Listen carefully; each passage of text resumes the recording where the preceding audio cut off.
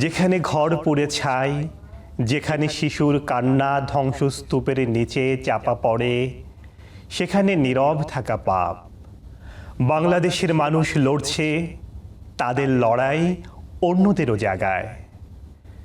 উচ্চারিত লাইনগুলো ১৯৭১ সালে বাংলাদেশের মুক্তিযুদ্ধ চলাকালে লিখেছেন রাশিয়ার কবি কনস্তান্তিন সিমোনভ। প্রিয় দর্শক, সময় টেলিভিশনের আজকের আয়োজনে আমরা জানব মুক্তিযুদ্ধ চলাকালে বাংলাদেশের মানুষের প্রতি সংহতি জানিয়ে বিশ্বের বিভিন্ন দেশের যে সমস্ত কবি ও সাহিত্যিকরা কলম ধরেছিলেন তাদের কয়েকটি কবিতা সম্পর্কে। সঙ্গে আছি আমি শেখ সাদি মারজান। আমার সঙ্গে উপস্থিত আছেন প্রখ্যাত আবৃত্তি শিল্পী মাহমুদুল হাসান। তিনি বাংলাদেশ আবৃত্তি ফেডারেশনের সাধারণ সম্পাদকের দায়িত্ব পালন করছেন। আমাদের সাথে আছেন আরও একজন আবৃত্তি শিল্পী অনন্যা মাহমুদ। তিনি বাংলাদেশ আবৃত্তি ফেডারেশনের অনুষ্ঠান সম্পাদকের দায়িত্ব পালন করছেন। এই দুই গুণী আবৃত্তি শিল্পীর সাথে কথা বলবো, তাদের কণ্ঠে কবিতা আবৃত্তি শুনবো। সঙ্গে থাকুন, আশা করি ভালো লাগবে। প্রথমেই মাহমুদুল হাসান ভাইয়ের কাছে জানতে চাইব, আপনি যখন মুক্তিযুদ্ধের কবিতা আবৃত্তি করেন তখন আপনার মনের ভেতর কেমন অনুভূতি হয়? ধন্যবাদ। আমি প্রথমেই সময় টেলিভিশনের দর্শকবৃন্দকে আমার শুভেচ্ছা জানাই।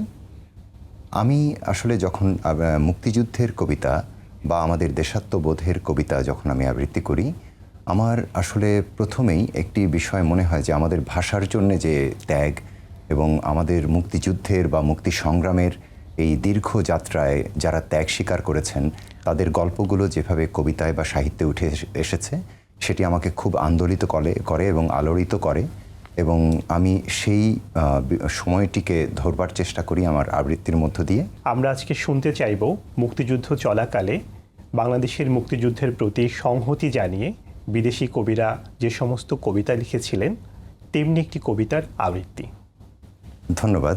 আমি আসলে একটি বিষয় যে ওই সময়ে আমাদের মুক্তিযুদ্ধের সময়কালে অনেকগুলো সাহিত্য রচনা হয়েছে দেশের বাইরে বসে। আমাদের দেশের যারা বাইরে থাকতেন তারা যেমন রচনা করেছেন বিভিন্ন সাহিত্য বা কবিতা, তার পাশাপাশি বিভিন্ন দেশের কবি সাহিত্যিকরা এমনকি সংস্কৃতি কর্মীরা কিন্তু বাংলাদেশের মুক্তিযুদ্ধের পক্ষে সমর্থন জানিয়ে বা সংহতি জানিয়ে বিভিন্ন আয়োজন বা মানুষকে উজ্জীবিত করেছে। তো আমি একটি কবিতা আমাদের সুনীল গঙ্গোপাধ্যায় লিখেছিলেন, এটি সম্ভবত জুলাই মাসে ১৯৭১ সালে লেখা। তো এই কবিতাটির নাম হচ্ছে যদি নির্বাসন দাও। আমি এই কবিতাটি আপনি অনুমতি দিলে আমি শোনাতে পারি। যদি নির্বাসন দাও, সুনীল গঙ্গোপাধ্যায়ের কবিতা। যদি নির্বাসন দাও, আমি ওষ্ঠে অঙ্গুরি ছোঁয়াবো, আমি বিষ পান করে মরে যাব। বিষণ্ণ আলোয় এই বাংলাদেশ, নদীর শিয়রে ঝুঁকে পড়া মেঘ, প্রান্তরে দিগন্ত নির্নিমেষ, এ আমারই ৩.৫ হাত ভূম। যদি নির্বাসন দাও, আমি ওষ্ঠে অঙ্গুরি ছোঁয়াবো, আমি বিষ পান করে মরে যাব। ধান খেতে চাপ চাপ রক্ত, এইখানে ঝরেছিল মানুষের ঘাম। এখনো স্নানের আগে কেউ কেউ করে থাকে নদীকে প্রণাম। এখনো নদীর বুকে মোচার খোলায় ঘোরে লুটেরা ফেরারি। শহরে বন্দরে এত অগ্নিবৃষ্টি, বৃষ্টিতে চিক্কন তবু এক একটি অপরূপ ভোর। বাজারে ক্রূরতা, গ্রামে রণহিংসা, বাতাবি লেবুর গাছে জোনাকির ঝিকিমিকি খেলা। বিশাল প্রাসাদে বসে কাপুরুষতার মেলা, বুলেট ও বিস্ফোরণ, শট তঞ্চকের এত ছদ্মবেশ, রাত্রির শিশিরে কাঁপে ঘাসফুল, এ আমারই ৩.৫ হাত ভূমি। যদি নির্বাসন দাও, আমি ওষ্ঠে অঙ্গুরি ছোঁয়াবো, আমি বিষ পান করে মরে যাব। কুয়াশার মধ্যে এক শিশু যায় ভোরের স্কুলে, নিথর দিঘির পারে বসে আছে বক। আমি কি ভুলেছি সব স্মৃতি, তুমি এত প্রতারক। আমি কি দেখিনি কোনো মন্থর বিকেলে শিমুল তুলোর ওড়াউড়ি, মোষের ঘাড়ের মতো পরিশ্রমী মানুষের পাশে শিউলি ফুলের মতো বালিকার হাসি। নিইনি কি খেজুর রসের ঘ্রাণ, শুনিনি কি দুপুরে চিলের তীক্ষ্ণ স্বর। বিষণ্ণ আলোয় এই বাংলাদেশ, এ এ আমারই 3.5 হাত ভূমি, যদি নির্বাসন দাও আমি ওষ্ঠে অঙ্গুরি ছোঁয়াবো, আমি বিষ পান করে মরে যাব। অসাধারণ আবৃত্তি, অসাধারণ কবিতা। এবার আমরা কথা বলবো অনন্যা আপুর সাথে। অনন্যা আপু, আপনাকে একই প্রশ্ন, যখন আপনি মুক্তিযুদ্ধের কবিতা আবৃত্তি করেন তখন আপনার মনের ভেতরে কেমন অনুভূতি কাজ করে? আমার অনুভূতি বলার আগে আমি একটু ধন্যবাদ জানাই সময় টেলিভিশনের সবাইকে। অনুভূতির কথা বলতে গেলে আসলে আমি তো 71 দেখিনি, আমি 52ও দেখিনি, কিন্তু সেই গল্পগুলো আমরা শুনি গল্পের মাধ্যমে, কবিতার মাধ্যমে, আমরা বই পড়ে জানছি। তো যখন আমি 71-এর কবিতা পড়ি অথবা আমাদের দেশের কবিতা পড়ি, ইতিহাস সংক্রান্ত কবিতাগুলো পড়ি, আমাদের দেশের ইতিহাস আমরা জানতে পারি, আমার কাছে মনে হয় যে সেই সময়ের মানুষগুলো অনেক কষ্ট করে আমাদের এই স্বাধীনতা এনে দিয়েছেন আমাদেরকে, কিন্তু এই স্বাধীনতার জন্য আমরা আসলে এখন এক প্রকার কিছুই করতে পারছি না। নিজেকে মাঝে মাঝে অপরাধী মনে হয়। কবিতা পড়ার সময় উপলব্ধি করতে চেষ্টা করি সেই সময়টাকে, ধারণ করতে চেষ্টা করি সেই সময়ের মানুষগুলোর অনুভূতিগুলোকে। এটা ভেবে যতটুকু পারি যে ডুবে যেতে চেষ্টা করি অনুভূতির সাথে। তাহলে এবার আপনার কণ্ঠে শুনবো 1971 সালে বাংলাদেশের মুক্তিযুদ্ধ নিয়ে রচিত কোনো একজন বিদেশি কবির একটি কবিতা। আবৃত্তি করছি সেপ্টেম্বর অন যশোর রোড। খুবই বহুল পঠিত একটি কবিতা, মার্জানো জানো, সবাই জানে, অ্যালেন গিন্সবার্গের লেখা। 1971 সালে সেপ্টেম্বরে অ্যালেন গিন্সবার্গ যখন বাংলাদেশে এসেছিলেন তখন উনি যে পরিস্থিতি দেখেছিলেন যশোর রোডের, সেটার ভিত্তিতে এটা লেখা। শত শত চোখ আকাশটা দেখে, শত শত শত মানুষের দল, যশোর রোডের দুধারে বসত, বাঁশের ছাউনি, কাদা মাটি জল, কাদা মাটি মাখা মানুষের দল, গাদাগাদি করে আকাশটা দেখে, আকাশে বসত মরা ঈশ্বর, নালিশ জানাবে ওরা বলো কাকে।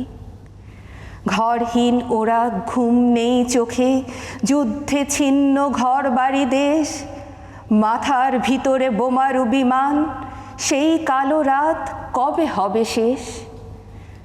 শত শত মুখ হায় 71, যশোর রোড যে কত কথা বলে, কত মরা মুখ আধ মরা পায়ে, পূর্ব বাংলা কলকাতা চলে। সময় চলেছে রাজপথ ধরে, যশোর রোডেতে মানুষ মিছিল। সেপ্টেম্বর হায় 71, গরু গাড়ি কাদা রাস্তা পিছিল। লক্ষ মানুষ ভাত চেয়ে মরে, লক্ষ মানুষ শোকে ভেসে যায়, ঘরহীন ভাসে শত শত লোক, লক্ষ জননী পাগলের প্রায়। রিফিউজি ঘরে খিদে পাওয়া শিশু, পেটগুলো সব ফুলে ফেঁপে ওঠে। এইটুকু শিশু, এত বড় চোখ, দিশেহারা মা কার কাছে ছোটে। সেপ্টেম্বর হায় 71, এত এত শুধু মানুষের মুখ, যুদ্ধ মৃত্যু তবুও স্বপ্ন ফসলের মাঠ, ফেলে আসা সুখ। কার কাছে বলি ভাত রুটি কথা, কাকে বলি করো করো করো ত্রাণ, কাকে বলি ওগো মৃত্যু থামাও, মরে যাওয়া বুকে এনে দাও প্রাণ। কাঁদো কাঁদো তুমি মানুষের দল, তোমার শরীর ক্ষত দিয়ে ঢাকা, জননীর কোলে আধ পেটা শিশু, এ কেমন বাঁচা বেঁচে মরে থাকা।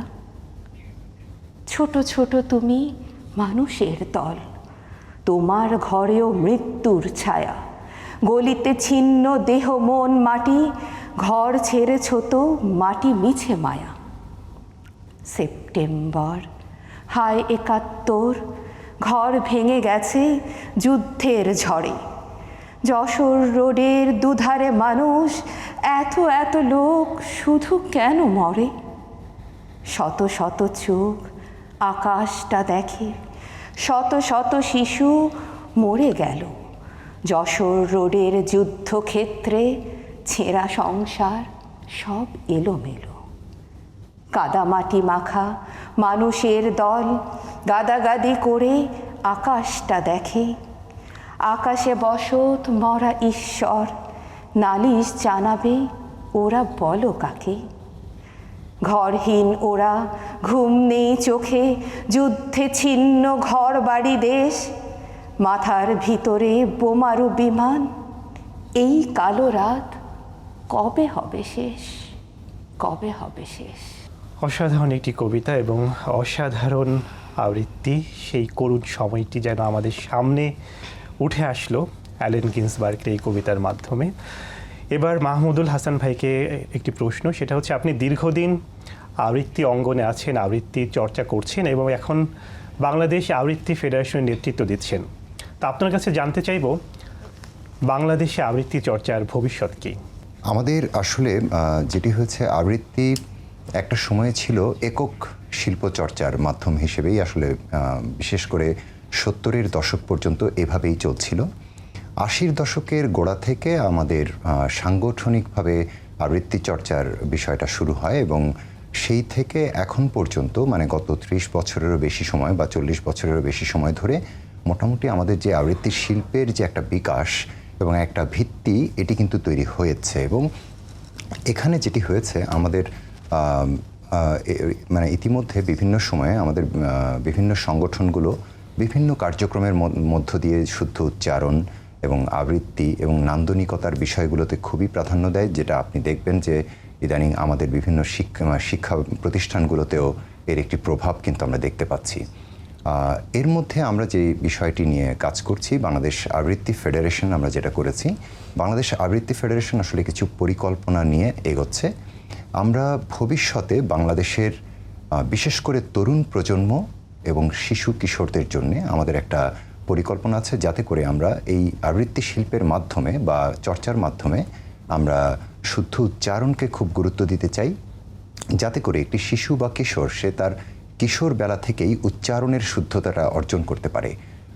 এটি একটি বিষয়। আরেকটি বিষয় হচ্ছে, আমরা তরুণ প্রজন্মের মধ্যে সাহিত্য চর্চার যে বিষয়টা বা সংস্কৃতি চর্চার যে বিষয়টা, এটিকে এগিয়ে নেওয়ার জন্য আমাদের বেশ কিছু পরিকল্পনা আমরা সাজিয়েছি।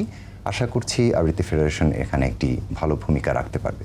আমরা একটা বিষয় জানি, যখন পাকিস্তানি হানাদার বাহিনী বাংলাদেশে বর্বর অত্যাচার করছিল, আক্রমণ চালাচ্ছিল, কিন্তু সেই সময় পশ্চিম পাকিস্তানের কয়েকজন কবিও কলম ধরেছিল বাংলাদেশের পক্ষে।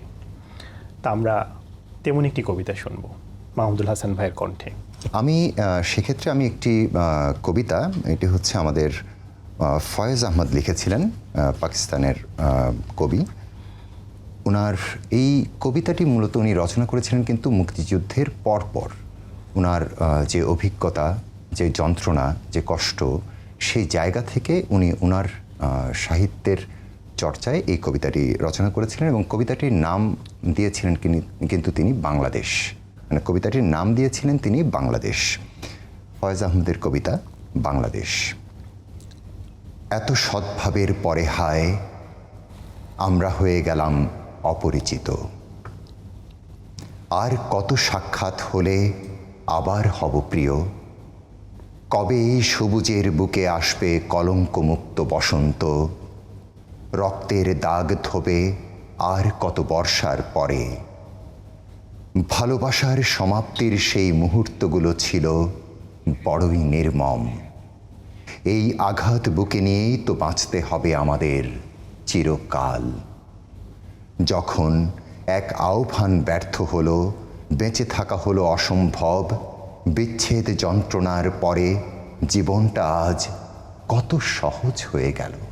আমাদের মুক্তিযুদ্ধে তৎকালীন সোভিয়েত ইউনিয়ন বিভিন্নভাবে সহযোগিতা করেছে। সোভিয়েত কবি এবং সংস্কৃতি কর্মীরা তারা সাহায্য তুলেছে, সমাবেশ করেছে, তারা বিভিন্ন অনুষ্ঠানও করেছে বাংলাদেশের মুক্তিযুদ্ধ সমর্থনে। কিন্তু সোভিয়েত কবিতাগুলো বা সেই গদ্যগুলো বাংলায় তেমন করে অনুবাদ করা হয়নি, তবে অংশ বিশেষ হয়েছে। আমরা সোভিয়েত কবির কবিতার একটি অংশ শুনব অনন্যা মাহমুদ আপুর কণ্ঠে। আসলে এই কবিতাগুলো সম্পূর্ণভাবে আমাদের এখানে আমরা সেভাবে করে সংগ্রহ করে রাখতে পারিনি, এটা হয়তো আমাদের ব্যর্থতা আমি বলবো। অনেক কবিরই এরকম ভালো ভালো বিদেশি কবিদের লেখা কবিতা আছেন, কিন্তু পূর্ণাঙ্গ রূপে সেটা খুঁজে পাওয়া যায়নি। আমি যে কবিতাটা এখন পড়ছি সেটা জাস্ট 4 লাইন একটা কবিতা। এটা অতটুকুই আমি খুঁজে পেয়েছি আর কি, এতটুকুই পাওয়া গিয়েছেন। এই কবিতাটা লিখেছেন রাশিয়ান কবি নিকোলাই তিকোনভ। 1971 সালে শেষ দিকে তিনি এই কবিতাটি লেখেন। রক্ত ভেজা মাঠের উপর যে দেশ উঠে দাঁড়াতে চায় তাকে আমরা দেখি আমাদের নিজের লড়াইয়ের প্রতিচ্ছবি হিসেবে। বাংলাদেশের মানুষ স্বাধীনতার নামে আজ পৃথিবীর বিবেককে জাগিয়ে তুলেছে। আপনাদের দুজনকে অসংখ্য ধন্যবাদ। ধন্যবাদ আপনাকেও এবং সময় টিভিকেও ধন্যবাদ। আমরা চমৎকার একটি সময় কাটালাম, অনেক কিছু আলাপ করলাম। অসংখ্য ধন্যবাদ। আমি আসলে আজকে খুবই ভালো অনুভব করছি এবং আমার খুব ভালো লাগছে একটা বিষয় যে আমাদের এই বিদেশি সাহিত্যের যে চর্চাটা, এটা কিন্তু সেভাবে মুক্তিযুদ্ধকে নিয়ে এভাবে কিন্তু এখনও খুব বেশি হয়নি। আমি সময় টিভিকে এবং সময়ের দর্শকদেরকেও শুভেচ্ছা জানাই এবং সময় টিভিকে একটি ধন্যবাদ আমি অবশ্যই দেব এবং কৃতজ্ঞতা জানাবো যে এই বিষয়টি সামনে নিয়ে আসবার জন্য এবং এরকম একটি অনুষ্ঠান আয়োজন করবার জন্য। আপনাকে অসংখ্য ধন্যবাদ। ধন্যবাদ। দর্শক, এতক্ষণ কথা বললাম এবং সেই সঙ্গে আবৃত্তিও শুনলাম। আমাদের সাথে ছিলেন বাংলাদেশের দুজন প্রতিশ্রুতিশীল আবৃত্তি শিল্পী এবং আবৃত্তি সংগঠক মাহমুদ হাসান এবং অনন্যা মাহমুদ। আশা করি ভালো লেগেছে। যে যেখানে আছেন ভালো থাকবেন, সুস্থ থাকবেন এবং সময় টেলিভিশনের সঙ্গেই থাকবেন।